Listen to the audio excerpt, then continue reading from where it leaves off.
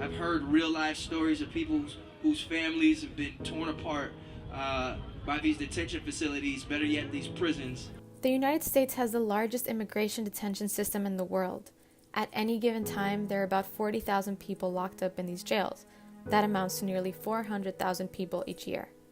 And as American taxpayers, we are contributing to the system of oppression that is largely hidden from the public. But we don't have to. We can put an end to this.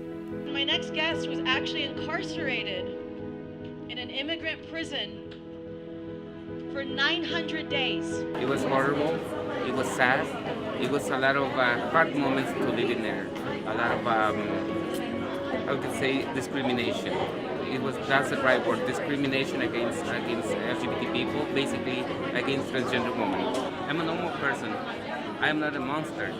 I'm a human being. I want to give you advice to all of you guys. All of you have power, and just remember that.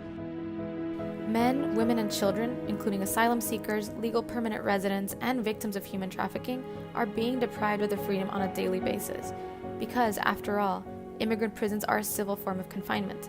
People don't have access to many of the safeguards of even the criminal justice system, such as access to a court-appointed attorney, a free phone call, or a speedy trial. This means that many people languish in immigrant prisons for months and years, enduring harsh living conditions when they shouldn't even be there in the first place. I think the best thing we can do is just every day remind people that their lives being affected, and I want to be one of those people. About 2/3 of immigrants in detention are held in private for-profit prisons. Essentially, private companies are making billions of dollars each year by profiting off of people's misery, like Adelanto in Southern California, where 3 people have died since March, and where many others, such as Carlos Hidalgo, were subject to all kinds of abuse. It affects you in such a negative way that your way of life completely changes. I missed my daughter's graduation from high school in an event I made her have planned for years. I lost my kids' custody while in detention to my ex-wife. I lost my financial security, my business. Since then, Christina Fialho has been one of my most influential people in my life. I get emotional because it's her who I have to follow to learn that this is not just an issue, but this is a cause.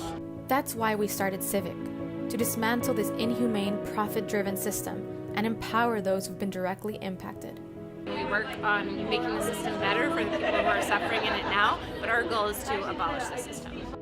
We can get involved in this movement to abolish immigrant prisons by joining CIVIC, a national nonprofit at endisolation.org. Please consider joining them today as a volunteer or with a donation.